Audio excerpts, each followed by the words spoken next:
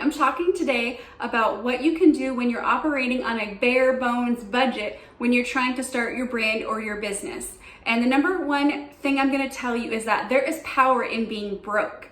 And where I first heard this was through a book by Damon John called The Power of Being Broke. And he talks about the concept of if you have unlimited funds when you're first starting out, you can very foolishly spend things on things that you don't need and out of timing. And so there is a lot of power in being broke when you're first starting out, because you're going to be very, very careful about every penny that leaves your fingertips, because you know you don't have unlimited sources of funds to draw from. So you're going to be creative, you're going to be very ingenuitive, you're just going to be so much more aware of what you need to do to build your business, because you're not outsourcing things out of timing. You're really learning how to build your business from the ground up effectively. And you're not relying on funds to just throw at things maybe that you don't need in the very beginning. The second book I'm going to reference is a book by Ryan Holiday called Growth Hacker Marketing. And he talks about how the old way of marketing tells you to perfect a product, throw tons of time and money and effort and energy in perfecting something before you present it to the public, and you then hope that people are lined around the block for what you offer and what you do and what you deliver.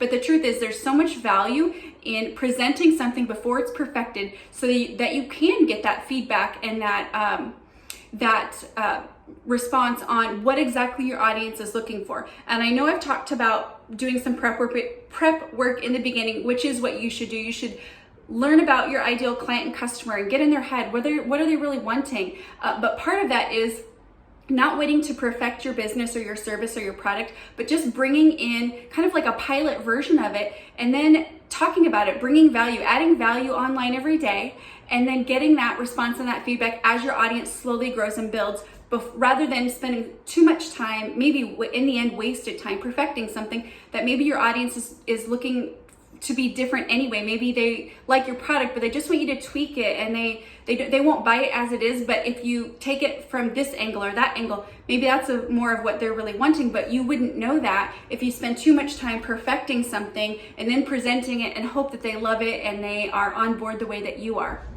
The second thing I would tell you is, if you're broke as a joke when you're first starting out and you just don't have those resources to move forward, is barter. And what I mean by this is Barter Services. I have a friend who knows that I've spent so much money and effort and energy investing in marketing training. I invested about a year ago in a life coach, and then now I've invested with a company called Brand Builders that is teaching me all kinds of amazing things. And she knows all about that, so she doesn't necessarily have the funds to pay for that for herself, but she is mentoring and coaching with me, and in turn she's offering her product and service to me for free. And there's just this exchange of information that neither of us are having to spend money on, but at the same time we're getting the benefit of each other's product or service. And while your long-term game isn't to barter with your clients, this is so valuable because you can learn to work out your curriculum. If you're an online coach, you can learn to work out your curriculum on a beginning client to really fine tune. So when you do get those paying clients, you'll have had some experience. I'm going to have a testimonial at the end of this. She's going to have a testimonial at the end of this about what it's like to work with her. So it is a win-win situation. It's not your long-term game, but it will help you getting started when you don't have a lot of upfront money. The last thing I would tell you is, do some work for free. And I know this sounds counterintuitive, because if you don't have money, why would you do any work for free? But I can tell you so much comes out of if you are able to work with people who are in an industry that you want to be in for the experience. You might not be paid for it, but if you can get the experience, that pays itself in dividends of value and dividends of experience. And I will tell you my example of this. I, a few years ago, did social media marketing for a nonprofit. And what I learned out of that experience was a vast amount. Number one being, I don't want to run anyone's social media marketing. I used to think, oh, well, I'll get all these clients, I'll run all their social media. I learned through that experience, I don't want to do that. But I never would have figured that out. I could have spent a lot of money like going to school for it or taking courses on it, which I am taking courses on marketing, but I could have wasted way more time than I needed to if I hadn't done that work for free and realized, hey, this isn't really for me. It's not the angle I want to take. I do like social media, but the part of it I love is more talking about it and teaching it versus actually running social media marketing for a company. But another thing that came out of that experience is that another person that found out I was doing social media marketing for this company actually hired me to do their social media marketing for their event. Now again, and they paid me. So I got a paying client out of that. But the other thing that came out of that is in running their social media for their event, it was more affirmation for me to know, or confirmation to know, that I don't want to run anyone's social media marketing. I like talking about it, I like teaching it, but I don't necessarily love actually doing social media marketing for someone else. That's someone else's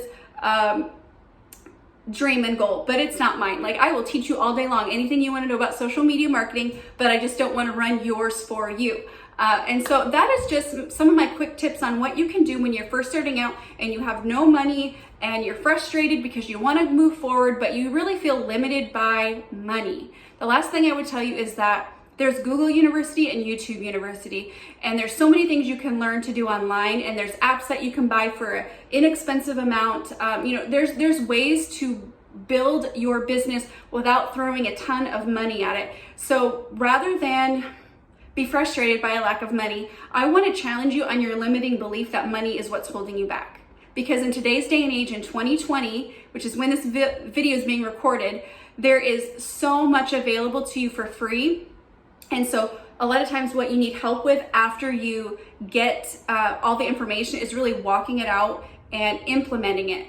But hopefully by that time, you'll have a little bit of funding together and you can pay a coach or a mentor, which is what I do. I coach and I mentor people on how to build their business through their social media marketing strategy and through finding and developing their clients so they really know who they're serving and what they're doing, and building a product that's going to really serve and meet that audience. So hopefully these tips were helpful to you. You can follow me on all the social media platforms at Dawn Towne, Towne, and I have a website launching soon, which I'm excited to talk to you about that in the coming videos. So follow me on social media. Let me know what you think of this video, or if you have any questions. I'd love to continue to do more and answer those questions that you have on how you build your brand, build your business, how do you utilize social media marketing, and how do you find and build things to meet your ideal client and customer.